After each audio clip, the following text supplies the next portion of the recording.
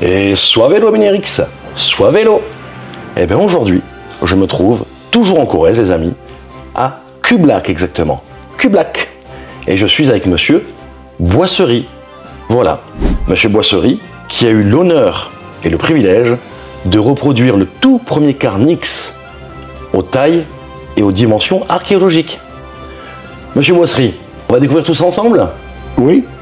Allez, allons-y les amis. Et voilà les amis, nous sommes toujours avec monsieur Boisserie, ici présent, et nous allons découvrir le car Nix, le fameux. Vous en avez la photo là maintenant.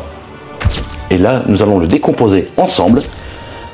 Et qu'est-ce qu'on peut en dire, monsieur Boisserie, de ce fameux car Nix? De ce fameux car Nix, on peut dire que c'est un objet exceptionnel. D'accord. C'est quelque chose d'absolument incroyable. Moi, j'ai des heures de vol dans mon métier, 68 ans, c'est pas grand-chose. Ah oui. J'étais président de jury des meilleurs ouvriers de France et tout. J'ai vu du beau travail.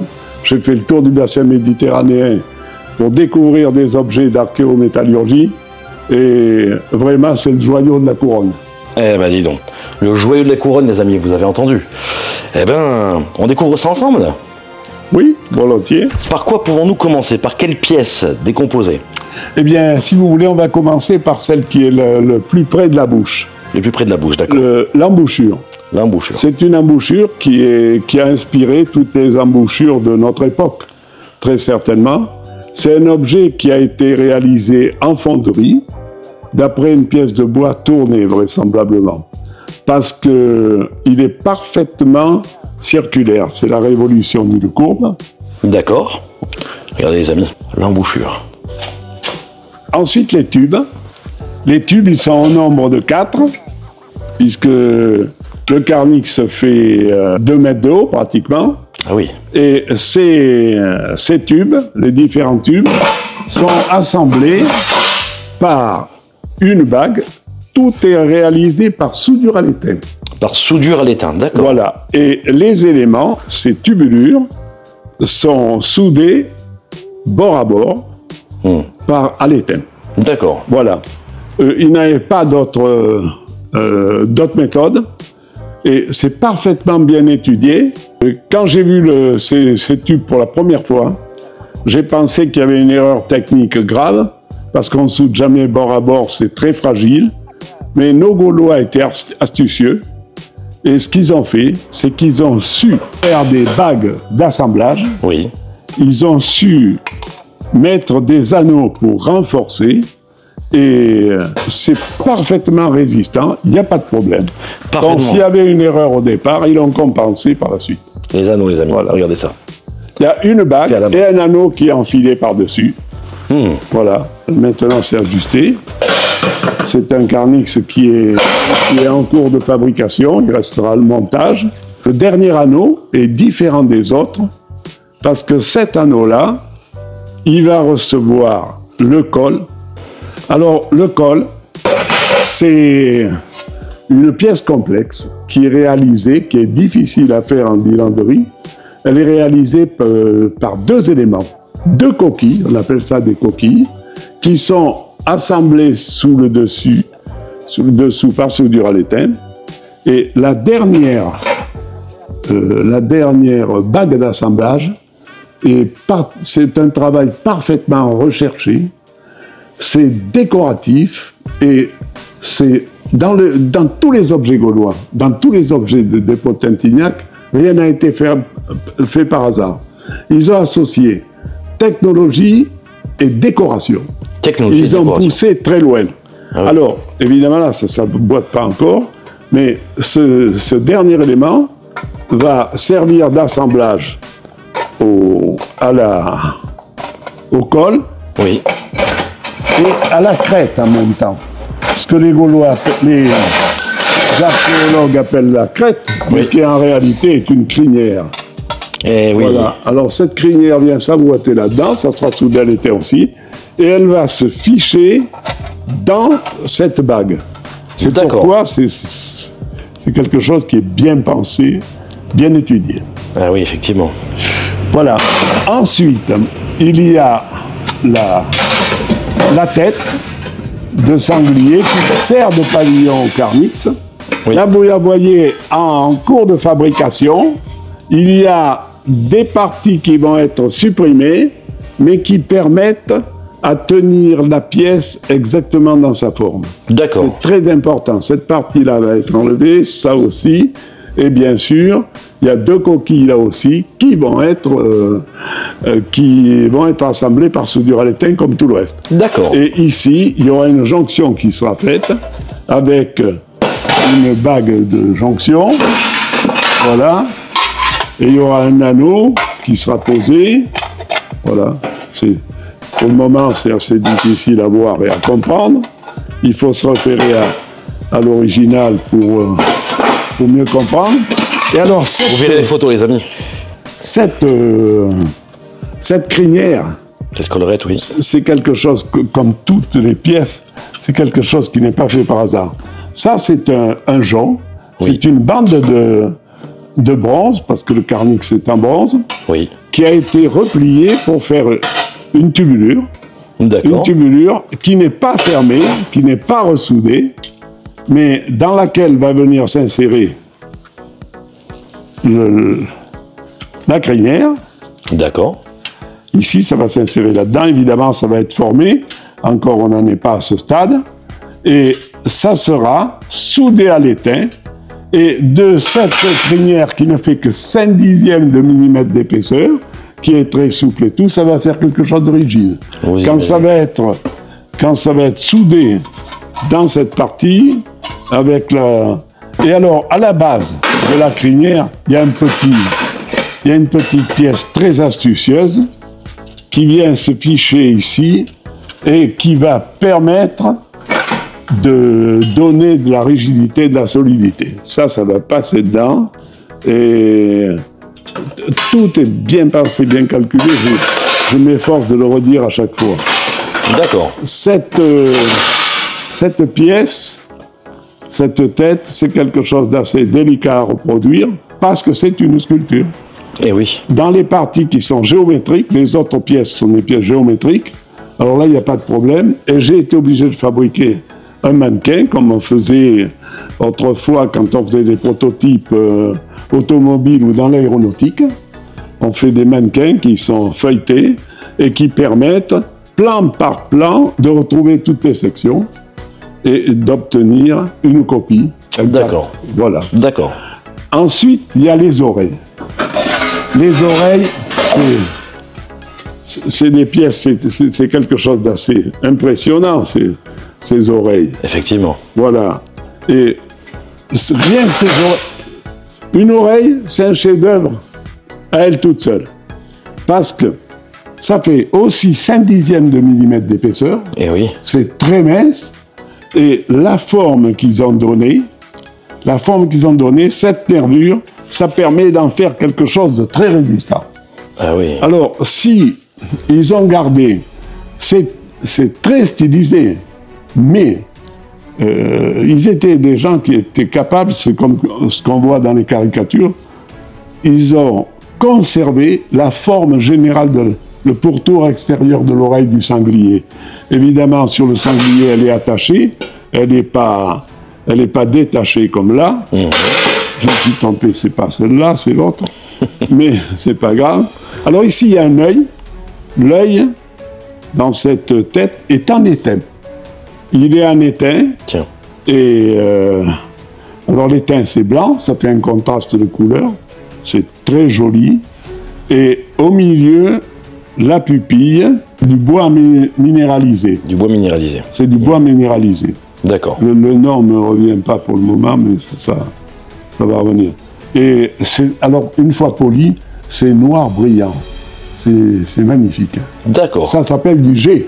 Du G, oui. Voilà. Effectivement. J-A-I, voilà. Tout est rien au hasard, comme je vous dis toujours.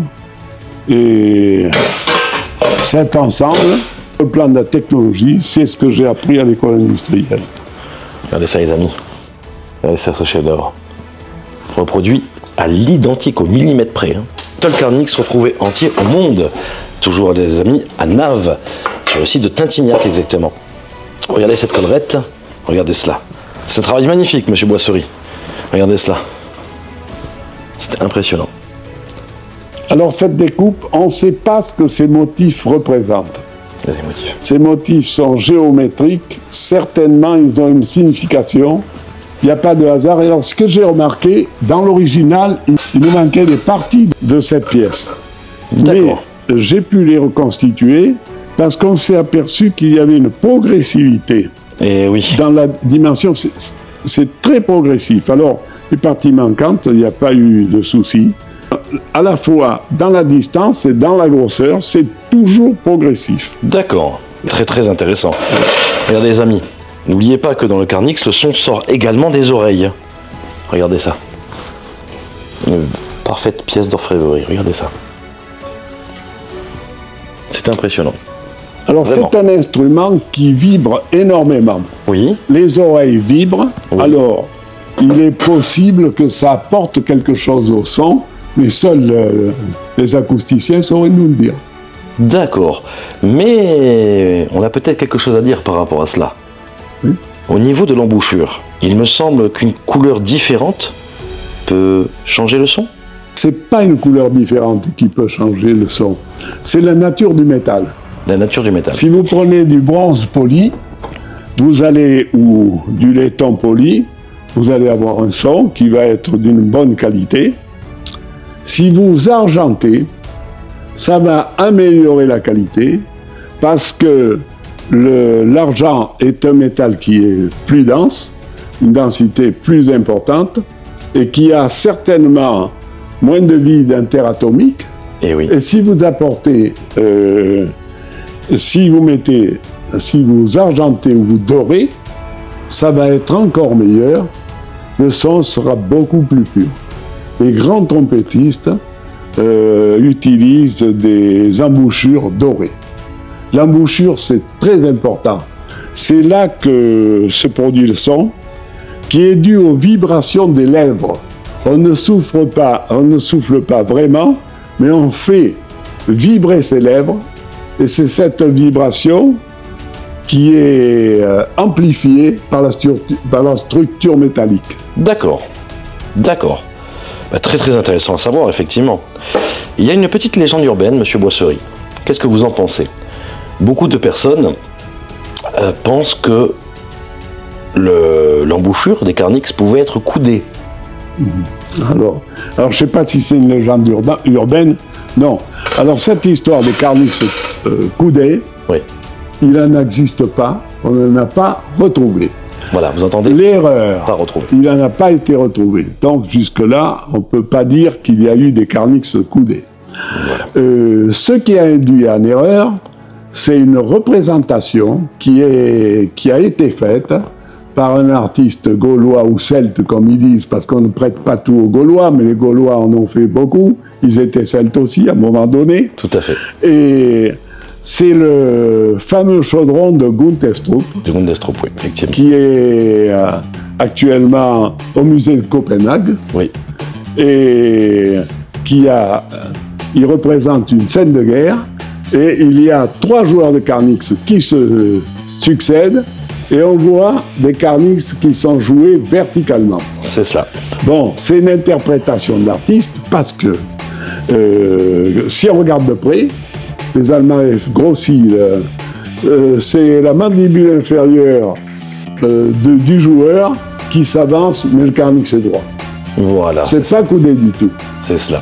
Le premier Carnix que j'ai reproduit, c'était pour le musée des Beaux de Provence, le Carnix de Glanum.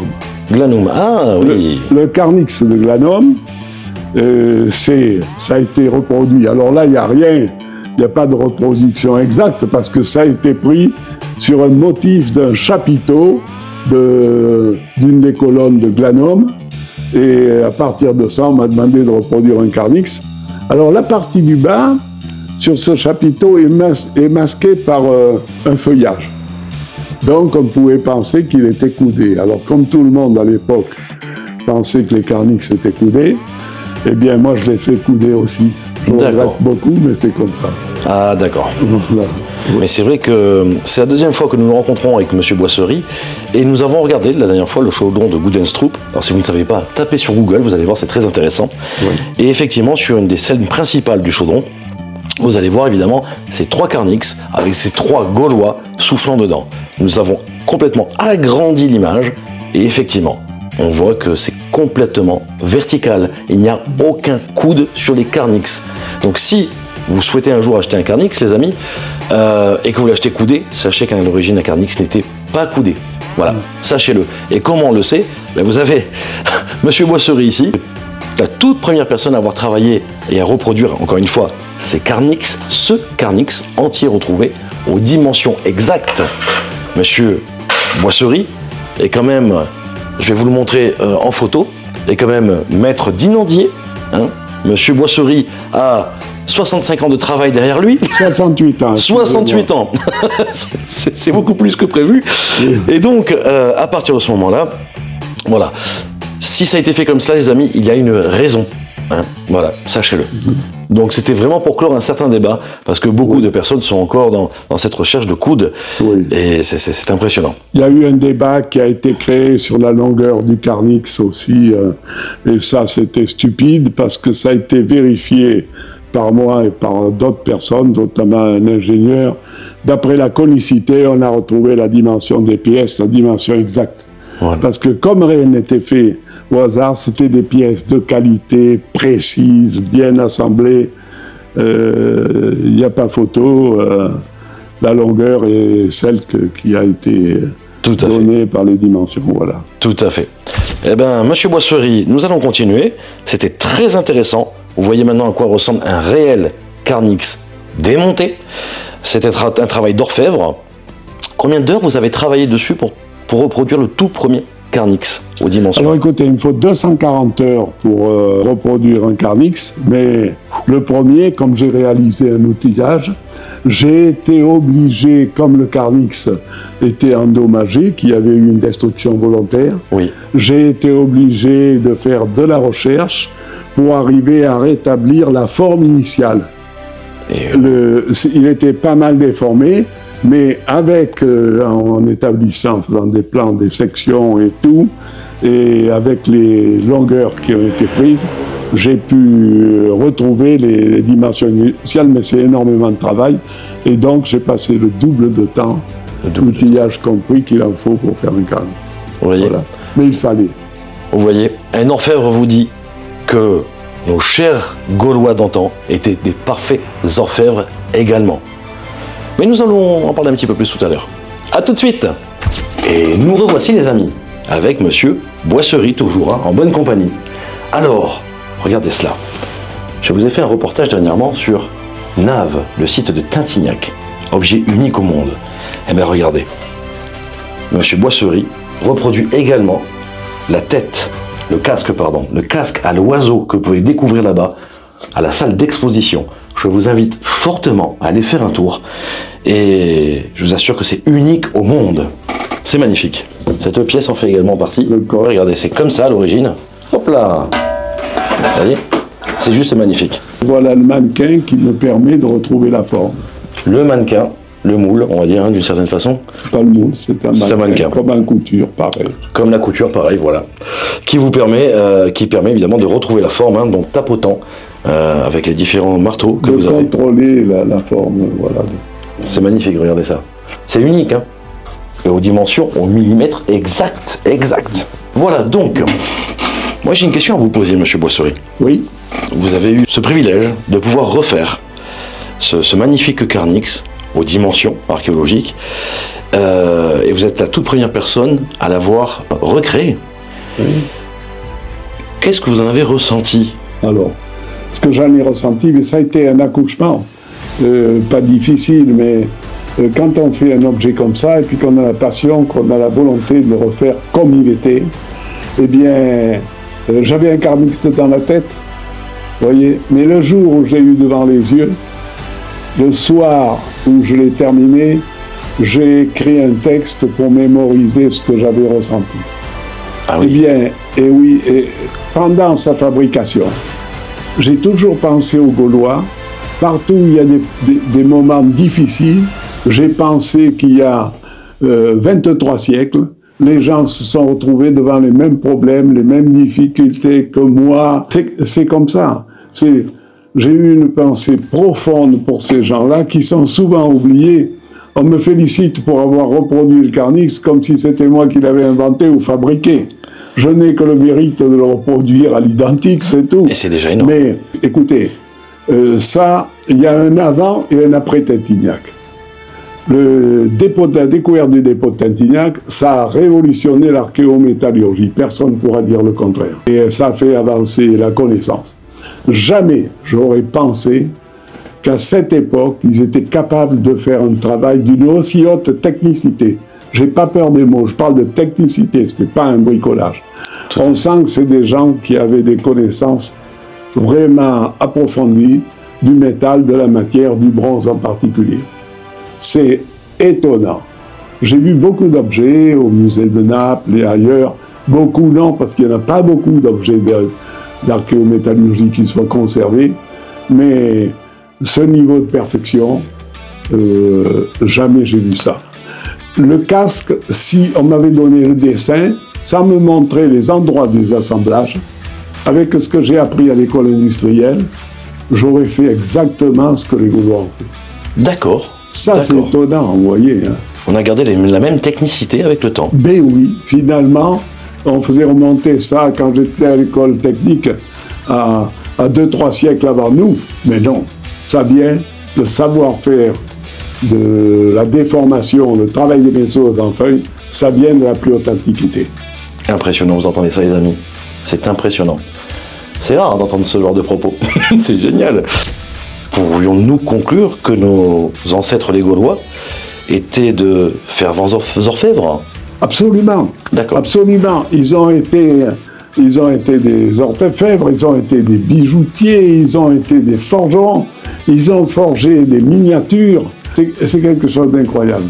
Ils ont travaillé à la perfection. Certainement que tout ce savoir est venu d'Orient. Hein. Les Égyptiens, bien longtemps avant nous, avaient fait des choses. Alors on pensait que les Celtes, c'est eux qui avaient excellé dans ce savoir, parce qu'il ne faut pas oublier qu'ils ont construit beaucoup d'instruments de musique. Personnellement, j'ai reproduit 2 trompes celtes, une qui est en Italie et une à Prague, en Autriche. C'était du beau travail, évidemment. Je n'ai pas pu reproduire à l'identique parce que c'est d'après des sculptures relevées dans des tomes que j'ai fait ces reproductions. D'accord. Mais enfin, avec le dessin, on est sûr que c'était à l'échelle 1, vu les objets qui sont représentés en même temps. C'était très fort. C'est eux qui ont, à travers les Celtes, qui ont apporté le savoir. Les Celtes, il ne faut pas oublier que c'était pas des envahisseurs comme les autres. Ils apportaient le savoir et la technologie. Les Gaulois ont fait mieux. Et probablement les Arvernes et les Lémovis, en particulier. Les Arvernes, les amis, et les Lémovis, évidemment. Les deux sont en côte à côte, hein. Sachez-le. Évidemment, donc les Lémovis, la Corrèze, une partie de la Corrèze en tout cas, et les Arvernes, l'Auvergne, évidemment. Monsieur Boisseri, c'est très intéressant en tout cas de pouvoir s'immerger comme cela. Vous avez dû ressentir certaines émotions incomparables. Absolument. Pouvons-nous penser que c'est une des plus belles œuvres que vous ayez eu à faire dans votre carrière? Ça a été un des sujets les plus intéressants. J'ai fait des œuvres très importantes. J'ai créé des choses, j'ai reproduit, mais évidemment, reproduire des objets d'une telle époque, pour moi, ça a été quelque chose d'extraordinaire. Jamais j'aurais pensé pouvoir faire ça et tout. Et heureusement que j'avais une formation technique. Et après cette formation, j'étais destiné à devenir un cadre dans l'artisanat, mais par passion, je suis allé chez un artisan chaudronnier en cuivre pour apprendre le travail du cuivre et tout ça. Et c'est mon cheminement qui m'a permis d'avoir les techniques nécessaires à ces reproductions. Alors je tiens toujours à souligner que j'avance beaucoup de choses, mais je ne suis pas archéologue. Je parle au nom de mes connaissances techniques et de mes observations, des analyses que j'ai pu faire. De tant d'années d'expérience. et de diplômes, parce que vous ne les voyez pas. J'ai jamais vu un mur aussi diplômé. C'est réel. Eh bien d'accord, monsieur Boisserie, ben écoutez, c'était toujours, et c'est toujours aussi intéressant. On va se dire au revoir avec monsieur Boisserie. On va se retrouver très très vite les amis. N'hésitez pas à passer dans le coin. Vous rencontrerez, hein, vous rencontrerez. Monsieur Boisserie a 87 ans. Oui. C'est cela. Je n'ai que 87 ans. Que 87 ans, attention. Hein. Ouais. Monsieur Boisserie travaille toujours. Il y met quand même toujours une certaine ferveur, pardon, et une certaine passion. Eh bien, monsieur Boisserie, on se dit à très vite. Au grand plaisir de vous revoir. Le plaisir sera partagé. Avec grand plaisir. Voilà. Et moi, je repasserai. Merci beaucoup. En venant dans le secteur, je n'hésiterai pas à vous faire en tout cas un grand coucou. Voilà, ça c'est très gentil. À bientôt les amis. Suavelo. Merci monsieur Boisserie pour ce magnifique témoignage. Je vous dis, pour ma part, à très bientôt. Mais écoutez, je vous remercie d'être bon courage. Salué. Et je vous dis, le plaisir sera partagé. Vous revenez quand vous voulez. Merci beaucoup, avec grand plaisir. À bientôt, monsieur Boisserie. Au revoir, merci beaucoup. Au revoir.